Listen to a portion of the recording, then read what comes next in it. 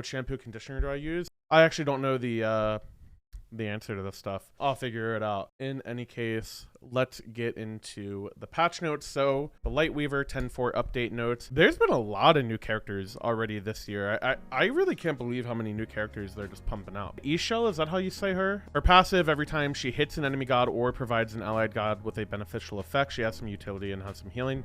She gets an empowered basic, which is 40% of her magic power and no movement penalty. Increased size. Her one is kind of cool. I guess it's like a toggle thing. I wanna see them actually like showcase how this stuff looks. Her one, I guess, is like a toggle thing, kind of like a Yamoja one, where I'm assuming this is like literally only a clear ability. 140 damage is nothing, but minions in jungle camps take 40% extra. A clear ability, and if you hit that part of it, it turns into a second part, which the damage on this isn't that crazy, but I guess because it's a 2-part ability, like total, this is 390 damage and 95% scaling. Like that's a lot of damage and a really short cooldown as well. It also blinds enemies hit by the tip of the field where all strands meet, take bonus damage. Right? Wait, isn't this one a blind? Yeah, and okay.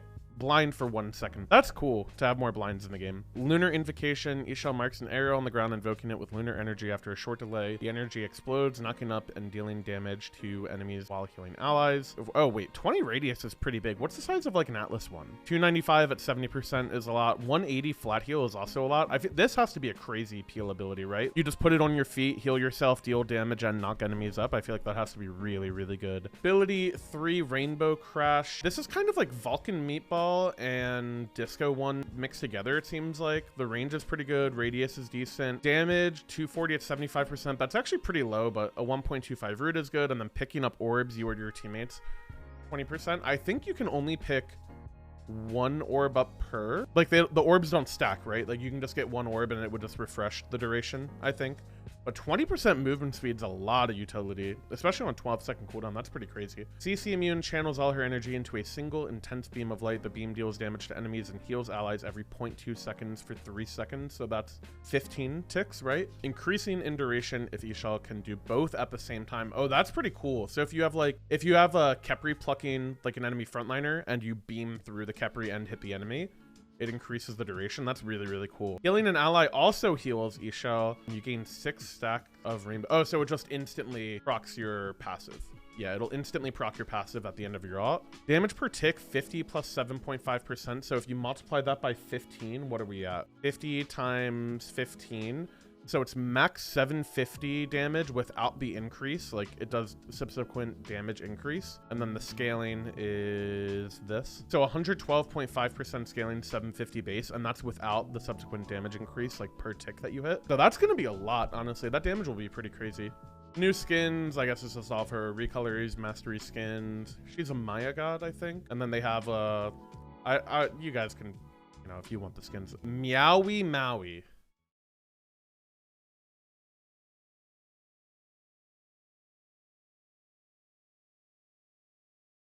Right.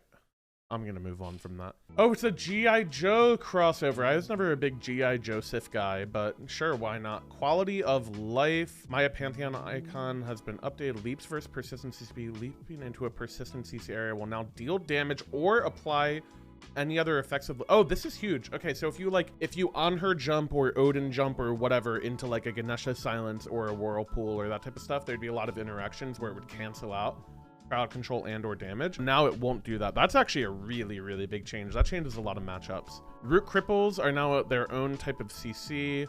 Now has a unique CC debuff bar icon, and it only applies 1 stack of DR. Okay. Roots immune to DR are now a possible CC effect. HUD update. Okay. Thank God. Thank God. We got the HUD back. Plan to bring back and re-enable the new HUD for all platforms with a few big changes. So when it was removed, a lot of people disliked, I think it was the shop on console, and then some people just had issues getting used to it or whatever. You have access to both, so if you want to use the new HUD, you can. If you don't have to. No new HUD features will be available in the old HUD, including the console HUD editor. So if you want to play on console and edit your head, you have to use the new HUD. PC players will default to new HUD, but you can toggle it back, so whatever. Console players will default to the old HUD with the option to opt into the new HUD. So this seems like it's pretty good for everybody. Navigation and design improvements for the console HUD. FPS performance issues were fixed. W's all across the board. HUD bug fixes, opacity not resetting, or opacity resetting is fixed. That's huge. Fixed an issue where multiple HUD elements would move together while editing. That's nice. This one, I'm not sure how I feel. Removed the ability icon border flash when it went from 1 second to like 0.9, 0.8, 0.7, you know, when it worked into milliseconds, it would kind of flash. I actually kind of liked that. I know some people made it feel like they had their abilities coming up, but I personally liked it. So it'll be interesting to see how that feels. I think that part is still currently in the game. Maybe I'm wrong, but yeah. Bug fixes, chest stuff, I don't care. Fix an issue where shard relic cooldowns could reset in fountain. Oh, interesting. Lighting in Gold Fury Plate would flash on the floor. Interesting. Okay. Permanently slow enemies on Gilga Alt. Nice. That's a good fix. Some of these are pretty niche. Yamoja can no longer kill her own teammates. That was pretty funny. Oh, mitigate wounds was not providing vital amplifier stacks. I guess that's pretty good. Fix an issue or root abilities did not remove retribution shield, so that's kind of a nem nerf. Some of these are like, they're, you know, bug fixes, but they end up just being buffs or nerfs, of course. Like, fix an issue with absolution not proccing after her ultimate ability. Nice. I had noticed this bug very early on in the season. I don't know how realistic this is. Maybe it's pretty good. Like, you can Athena ult across the map. Like, the cleanse might actually save people, right? Like, if you land and you instantly cleanse, like, you give them what, 35% damage mitigation. If you're landing and then also cleansing them and providing your aura effects, that might be pretty powerful. So that's pretty interesting. Bracken, just a voice line thing. Chunga, ability was disconnected. Sure. Okay, a couple of these are actually a big deal. I skimmed through this earlier. Teleport, roots now interrupt it when they did not previously. And they fixed an issue where the relic wasn't working on phoenixes, so that's pretty nice. Then Drown Dock fixed an issue where non-ability heals were triggering this. This is mainly meditation. It was a bug where Drowned Ankh was triggering the miasma pools. Wait, isn't that? Yeah, it is Drown Dock. Okay, they were triggering the miasma pools. Horn Shard, this is actually a really, really big deal. Cooldowns weren't working on alternate stance abilities. I actually didn't realize that was consistent. I feel like in testing, it didn't seem like it was doing that, but maybe I just didn't notice. Fixed an issue where the shard was providing Yamoja more Omi and cooldown reduction than intended. It was so bugged. The amount of Omi that you were getting from Horn Shard was so it was absolutely so bugged, so I'm glad they fixed that. That's a really big deal. Balance with 10.4, so in 10.3 they changed the kill bounties for people who were too low of a level compared to you, and for catch-up mechanics, so you get more XP from people who are slightly lower level than you, and they reduced the penalty modifier, but long story short, you get more XP for killing people who are lower level barely. And then they decreased the bonus for XP from killing a higher level player. So it'll just make everybody not swing so drastically one way or the other, which I think is good. Enemy lane minions hit by your damaging abilities take an additional 5 true damage. Jungle bosses hit by your damaging abilities take 3% of their current health and true damage. Subsequent hits do half the bonus. So it's like a built-in bluestone. Essentially, solo laners got a built-in bluestone that helps them clear. You'd imagine this mostly buffs tanks in the lane, right? There's been a lot of carry gods that get played in solo lane just because tanks don't feel that great in the current game. There's a lot of damage in the game, so people are trying to scale. That probably goes pretty crazy. I mean, essentially a built-in bluestone, you would think a character like maybe Arthur or Ardio or something like that, any ability spammer could really abuse that, but who knows how good those characters actually are right now. But that is interesting. Before I get into this, I kind of want to talk about what I would have wanted changed. What I would have wanted changed in this patch, I think that crit, anti-crit, so the amount of damage that you take from a critical strike effect, I think in the long run should scale down the more protections you have. Rather than having to build spectral, I think that thematically it would just make sense that if you have a lot of armor on, it's harder for critical strikes to be effective against you. Like if we were doing like a role-playing element of this, I feel like thematically that makes sense. So if I'm at 300 fizz prots, 300 magical prots, I shouldn't be getting crit for 5 to 600 without spectral. That should just be built into protections. And the other nerfs I would have wanted to see, I think there's too much movement speed in builds, specifically ADC builds. Boomerang, Demon Blade, Bloodforge, they have so much movement speed. I think their catch up and their chase down potential is absolutely crazy in the ADC build. There's just too much damage in general. Some sort of crit shift. I would have wanted slightly less damage in the game, and I actually think the soul lane change, I wouldn't have thought of this, but I think the soul lane change is really good to kind of make tanks feel more impactful in that lane. That's what I would have wanted to see. What they did is they decreased the pen cap from 40 to 32%. So late game protections will feel better because of this. There's a lot of times where you get to cap pen or capped prots of each type, and then 40% of it's just gone anyways. We're still losing a third of it, but 8% is still fairly substantial. So anything that was at 20% went to 16, anything that was at 10% went to 8. It is kind of on par in terms of the total protection. So previously 20 was half of 40, 16 is half of 32. I do feel like the 10% pen items just have to be better though, because I feel like builds already weren't really approaching cap all that often. If you think of like an ADC build, you would have triple crit with dominance and bloodforge. That was the most common ADC build right now. Demon blade and dominance are 30% anyways. If you were to build those same items, you go from 30% to 22%. Is 8% pen that big of a deal? Maybe it is, but you weren't capped anyways. And I feel like same thing for mage builds, like Rod of Tahuti and Spear of Magus. Like the reason those items are good is they increase the amount of damage your abilities do with certain proc effects or thresholds. You weren't really building Obsidian Shard and that type of stuff, or you shouldn't have been, in my opinion. So I do kind of question how much this will matter. I feel like the damage amplification effects on a lot of items have led to there being way too much damage in the game, especially when you combine it with relics like Frenzy, like Bracer, that type of thing. There's a lot of additive damage increase mechanics that I feel like don't really get touched in this. It's super hard to tell how impactful decreased total penetration will be. Obviously, it seems like a big deal, but I'm kind of skeptical on to if it'll do that much. But in any case, it should only be noticeable in the late game mostly. Any item, pretty much anything, just it got nerfed by 25%, right? So 20 to 16, 10 to 8, 5 to 4. Or I guess this case is a 20%. Wait, that's a 20% nerf too. Are they all 20%? I don't know. I'm not going to do math. Don't make me do math. I'm not going to do math. It's 20%. I said 25. It's 20. Whatever. Who cares? We're off of that topic now. Executioner, by the way, these are inconsistent, right? Executioner and Demonic Grip. These items have to be better in comparison to the prot reduction items seem to be significantly better than the percent penetration items, and I think that'll be pretty interesting. I wonder if that could shift any sort of like ADC builds or any sort of character adjustments, like if magical ADCs are better, that type of stuff. The problem with ADC builds is, to my understanding, dominance is really good with the crit build because dominance only applies on your auto attack damage.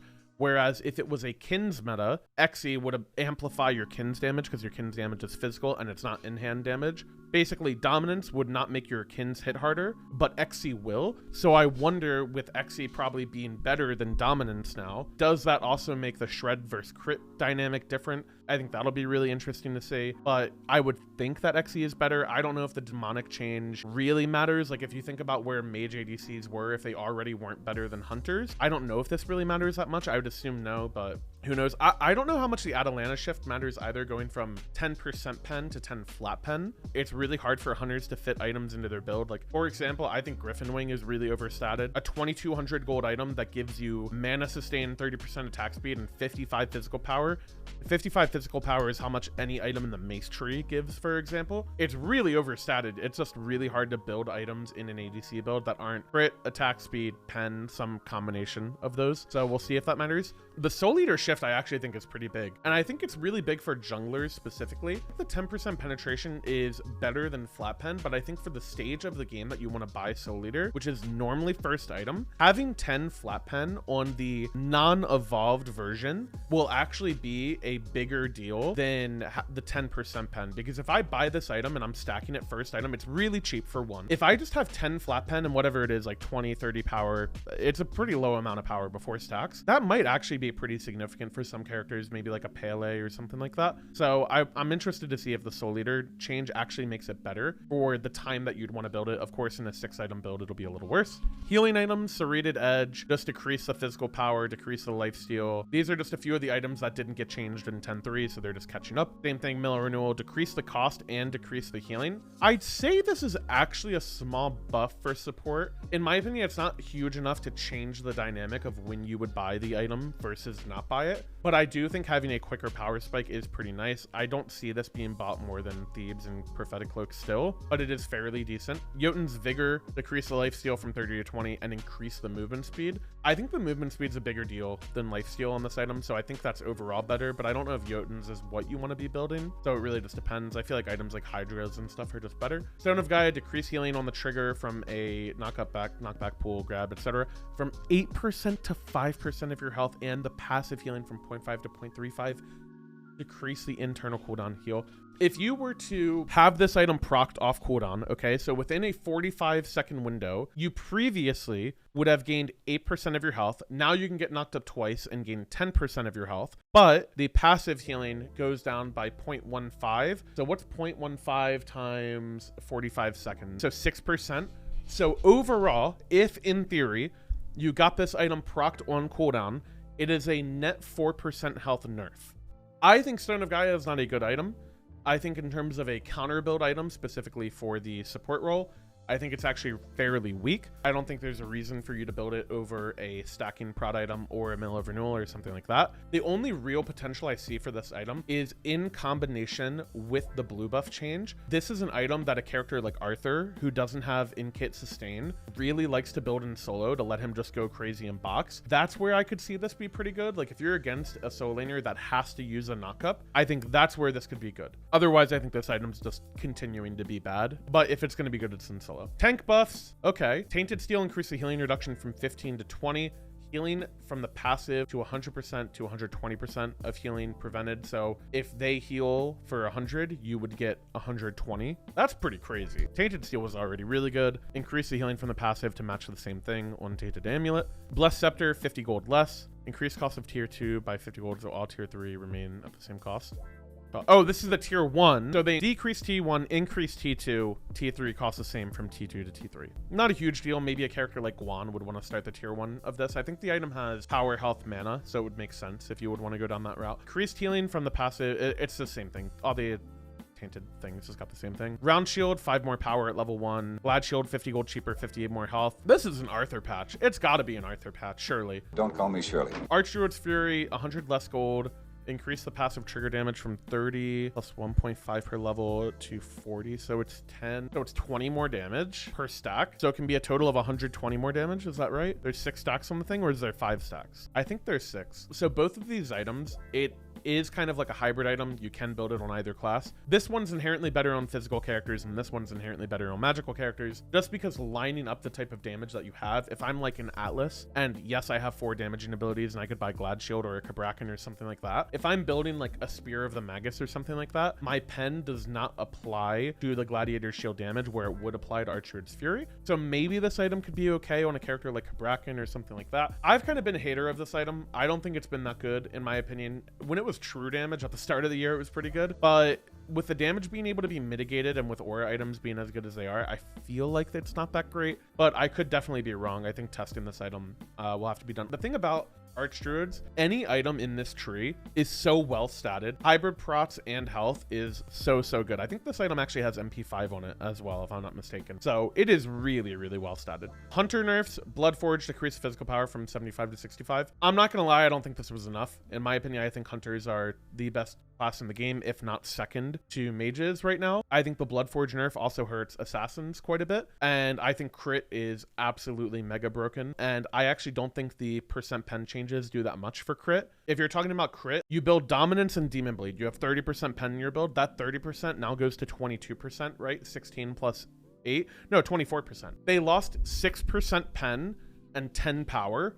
There is no shot that's that big of a difference. I think crit builds are still mega busted. The mage nerfs I also feel like are kind of off base a little bit. They nerfed Book of Thoth and Tablet. That's not really even the meta build right now. This build is still very good, for the record. Like if you get full Book of Thoth stacks and full Tablet stacks, it is very good. It's a lot of damage, but there's really no reason to do that when you can buy Doom Orb and Rod of Tahuti and Spear of Magus and have instant power spikes that do a lot of damage right away and also can amplify your teammates' damage in the case of Spear of Magus. I kind of feel like they missed the mark on this a little bit, I'm not gonna lie. The carry rules will be completely fine. The only real question to me is how much the percent pen shifts actually matter, and I'm not that certain that they will. God nerfs, I mean, obviously everybody saw this one coming, right? Like the Aphrodite nerf, everyone saw this coming. Decrease protections given to our soulmates from 20 to 15. Decrease the movement speed from 8 to 20 to 6 to 14. I'm actually kind of sad about this one. I thought her movement speed was one of the coolest things about her. She was bad forever, even with this movement speed. 14% movement speed is still a lot, but I think it's pretty fun to play with that. I would have rather seen the movement speed stay the same and the protections go to 10%. Even 10% protections, man. If you build 200 of each prot, which is not hard at all, you're giving just a natural 20 of each prot's aura to the person you're linked to at 10%. That's still 2 thieves, you know? Right now at 15%, if I build 200, like it's just insane. If I have 200 of each prots, I'm giving my link target an extra fully stacked prophetic cloak, and it's not that easy to fully stack prophetic cloak. It's crazy how much it can do. And I'm only using 200 prots to compare that. 200 prots is literally like you go cloak or thieves plus a starter item that is not compassion or heroism. You are hitting that in 2 items, like literally 2 items. You will hit that. That's not even including her passive. It's not including Lotus Sickle effect, that type of thing. I would have liked to see the prots get nerfed by another 5% and see the movement speed stay the same and then see how she performs. That's what I would have done. Lovebirds, her 3, 2-second more cooldown, 0.25 to 0.2 CDR, flat CDR to her and her link target per tick. There are 6 ticks, right? So it goes from, okay, originally Afro before these changes was a 14-second cooldown on her 3. She had 1.5 second cooldown reduction. She now has 1.2 second cooldown reduction. So she previously had a 14-second Lovebird cooldown. She will now have a 14.8 second Lovebird cooldown. Total changes for Afro over the past 2 changes. She gives 15% of her proc, lost 6% movement speed, lost 0.8 seconds of cooldown on her 3, and lost some healing, but she gives CDR to her ally and gives jealousy on her ult. I'd imagine she'll be a lot closer to balance. I think that she is really annoying in modes like Arena and stuff. I think she has counters and things that you can do against her at pro play, absolutely. I mean, this is a character that pretty much wasn't meta at all prior to patch 10.3. I just wish the protections weren't so bloated. I think they still are pretty bloated. Guan Yu nerf decreased healing from 30 to 110 to 20 to 110. I'm not gonna lie, I wish they didn't touch it at the early ranks at all. I feel like Guan's not even that good of a healer. Guan's healing has been one of the worst part of his kits for years now. His healing has been next to negligible in a lot of instances. A 20 heal is so dog shit. Like Bacchus heals for more. It's so bad. Cernanos, Autumn Decay will not only reduce physical prots, not both types, good change, and his prot shred is lower at all stages of the game. Big thing is rank 1, 10 to 5. His early lane should be a lot worse because of this. Just his actual all-in damage, which is nice. Ishtar, same thing. Her strike shot, this is her AoE clear, I believe. Decrease the bonus damage by 3 per shot. If I had to guess, it's not going to matter that much. These characters still do a lot. Having a hunter that has a polymorph and a cripple and all of that stuff is still a big deal. Also, if you notice earlier in the patch, it changed the DR for root cripples to only apply 1 stack of DR instead of 2. That is actually a buff for Cernanos. And her late game damage is actually better on this. And it's not even late game, because you could have this at level 9 if you wanted to max your 1, which I think is fairly common on this god. I think you can max any of her 3 abilities. The end thing is that she just has bonus damage on AoE auto, so her early game is always going to be good. In any case, I think these characters will still continue to be the top 2 hunters, at least in terms of how easily you're able to play them, like how consistent they'll feel. You know, a god with a dash, a CC immune ult, and a huge team fight CC, and AoE clear, like, is 3 damage at rank 1 really gonna kill her? No, not at all. Not in the slightest. She's still gonna be very good. Chalk buff, increase the base damage of his axe, his 1 by 10. This change is really cool. Enemies within the area have physical and magical power decreased by 10% for the duration. If I'm not mistaken, his rain dance double stacks on the attack speed reduction that it has. So if you put your 1 on the ground and then you 3, and then you also have the 3 on yourself and they are in both effects of the 3, it will double stack the attack speed reduction. If the magical power and physical power reduction works the same way, he can have up to 20% power reduction on his 3, and his 2 also gives him a lot of prots. I actually am kind of curious to see if Chalk could even be played support. Probably not, because he doesn't have any great hard crowd control setup, but he has a lot of utility in his kit with this change. And I think it could actually be pretty sneaky. If you play Chalk in solo lane and you're able to blink ult an enemy backline, you have a ton of damage mitigation on your ult, a huge knock up silence. It's a really good team fight ult. His problem has always been that his 1 through 3 just don't really do anything, but that might be different with this. His attack speed slow is really, really good. It's really underrated. I mean, Chalk's been a character who's gotten buffed repeatedly over the years. At some point, he's going to be good. Maybe this is the change to do it. But he has a lot of damage. Like his 1 is a lot of damage. It's really good poke. His lane is good. Blue buff also got buffed. Glad shield got buffed. Like, he has a lot of things going for him. I hate these Kama changes. I hate characters who can go in the air and be untargetable and deal damage to you are frustrating characters to have be good, period. I hate them. I don't like them, okay? Screech gave Kamazat vision of the person he hit for up to 15 seconds. He now gives that to his entire team. That is a crazy buff, especially for levels of uncoordinated play, ranked, casuals, that type of stuff. Being able to see somebody on the map for 15 seconds, you got to realize this isn't just like if a soul laner ones their lane opponent and you see them in the lane, like cool, big deal. You could see people back with this. If you play him in jungle, you could see where people are rotating on the map. Like, this is a massive, massive deal. This amount of vision is so crazy. His vampire bats, I believe this also got anti-heal on patch 10.3, if I'm not mistaken. His vampire bats also give him anti-heal. His one also gives him more power as of last patch. The slow is better on this, and the cooldown on his 3 is decreased. He got triple buffed this patch, and in my opinion, he got triple buffed last patch as well. This is actually crazy. I hate this character, so I'm a big hater of this. Hell got buffed, by the way. Listen, I don't mean to be too disrespectful, but I need to know what world we're living in where Book of Thoth and Tablet needed to get nerfed over like Magus and Tahuti. Bloodforge got changed, but none of the crit items did. And Guan's healing was a problem, but Hell's wasn't. She actually gets more damage on both stances of her one, and her power reduction got a 50% buff. 50% from 8 to 12. It's no secret I already like this character in support. I think she's really good. I think her laning phase is really good. Flat prot shred, percent prot shred. She has a mana heal. She has a ton of poke, a single target heal, and an AoE heal, and a 10% attack speed steroid, and a prot increase aura, and a power reduction aura. She has a lot of shit going for her. I'm surprised they buffed this character, but we'll see. Gilgamesh is one, only the, like when he slams it to the ground, deals 25% increased damage to lane minions. I don't know if this really matters. I don't play soul lane, so it doesn't matter for jungle at all, which I think is Gilga's best role. And I kind of just wish he was allowed to be a jungler. I'm not gonna lie. I can't imagine this mattering. He just doesn't have sustain. Maybe blue buff plus glad shield plus this help him, but like, surely he doesn't get more help from this than a character who just has a better kit gets. Cthulhu, his Sever, this is his one in his ult, increase the prot reduction debuff by 1%, decrease max stacks of the effect from 5 to 4. Maybe it matters, maybe it doesn't. I'm not actually sure if it matters that much. Charybdis, decrease the cooldown from 14 to 10 seconds, 14 to 10 on her one. No one likes this character. Everyone thinks she's lame. Everybody thinks she's boring. Everyone agrees with that as well. She is a Mickey Mouse Clubhouse character who is also bad. Serket buff, this one's pretty crazy. So Janice and Serket have the same sort of thing. I'm just show them both. Their alts, as you rank them up, this one's at level 5, this one's at level 20, when you can put your last point in your alt. They gain passive effects from their alt. Serket gets a passive 30% crit chance, 10% crit at level 5 as well, which I'm gonna go ahead and be on the record. I think passive crit is one of the most annoying mechanics in the game. I think abilities like Naja 2 or Jingwei 2 that have inherent flat crit are really annoying to play against, because in the early game, if a Serket blinks on you at level 5 and they have 10% crit and they dash you, right? They use their Deathbane on you.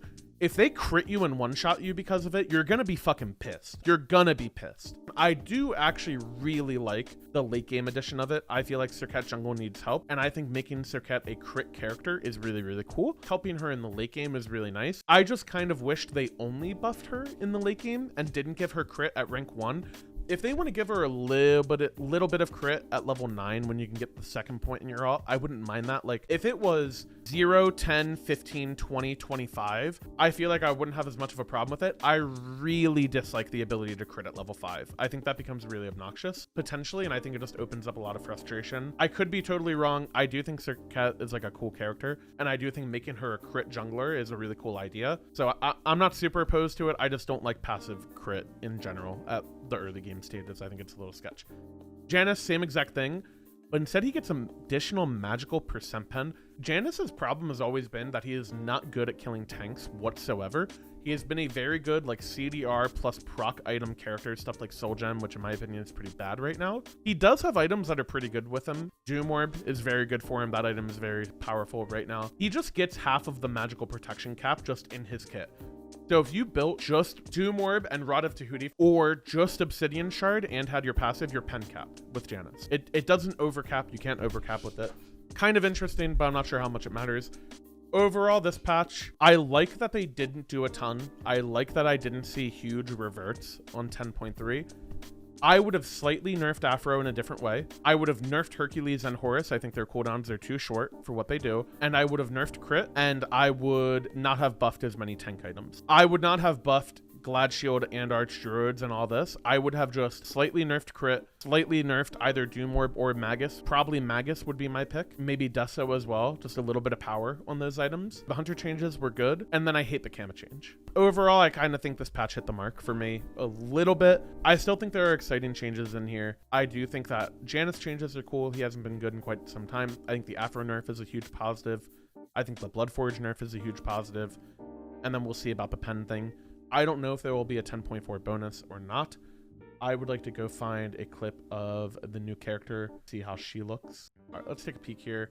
So I want to see them talk through the new goddess, Ishal, and I want to show some of her abilities. So I kind of talked about them earlier, like what they all do. This is a Ryan Bailey god. We are a big fan of Ryan Bailey, aka Aggro. We love that little guy. This is a second character. His first one was Maui. So her first ability is... Oh, that was her alt right here. Let's see that sucker. Oh, new HUD. Less. Holy. They just used everything there. I think her ability effects look really...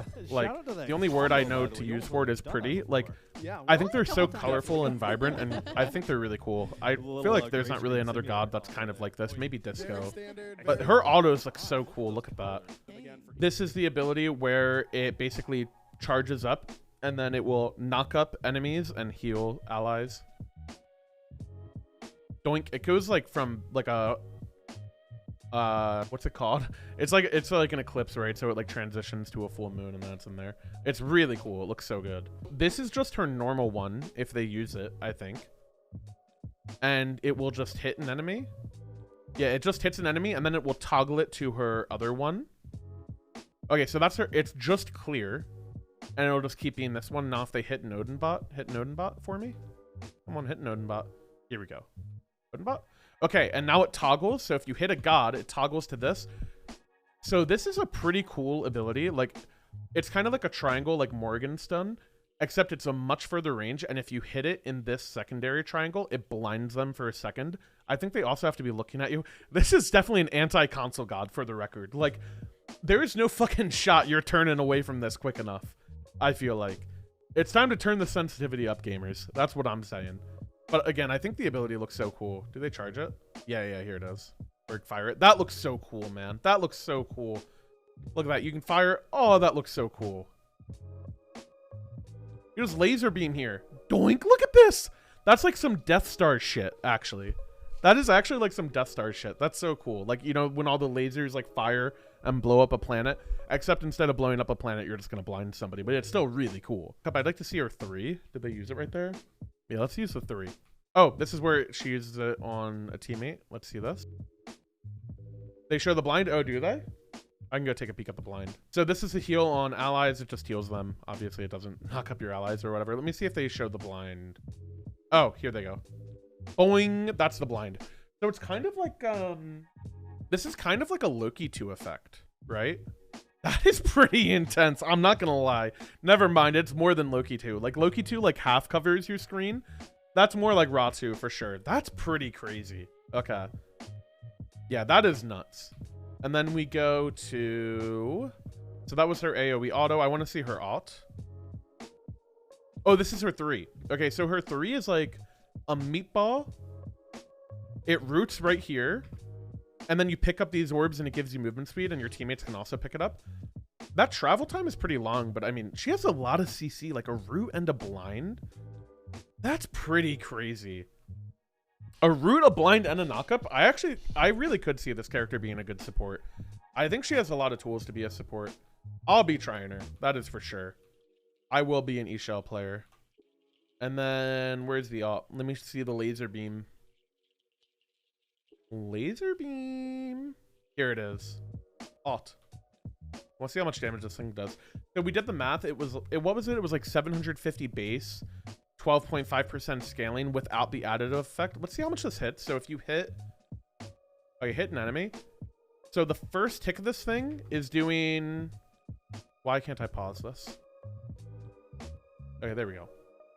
So the first tick of this on an enemy in a second is doing 34, 36, and then it ends around 50 or so, right?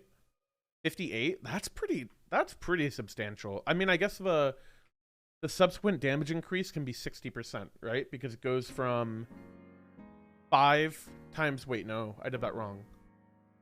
It's 15 ticks of 5% increase. So it's 75%. Yeah, so it's 1500. You said 1500 base at 225% at 6 seconds. That's crazy. Oh, well, yeah. You're saying, never mind. You're saying if you hit through an ally at the same time, like when I kept replucking cat. That's not with the ramp up effect. So yeah, I mean, her damage potential is really high, but my takeaway from this character, one, I think her abilities look really cool. That just looks awesome. And I think the mechanic of passing it like this right here, increasing the duration, that is really, really cool. That is super cool. Look how long that lasts. Oh, that's so awesome. And then the amount of CC she has, I think is really cool. So yeah, I'm pretty excited for her. New HUD, honestly. Biggest double in this patch is the new HUD. That's what I'm mostly pumped about. I'm not gonna lie. But that's it. Thanks for listening, watching, having a good one. Let me know what you guys like about the patch. And I'll see ya. Sorry I had to do that for YouTube, but I'm still here, but like I had to do it for YouTube. One if I'm trolling from Professor BM. You can hear the audience. I wonder if there's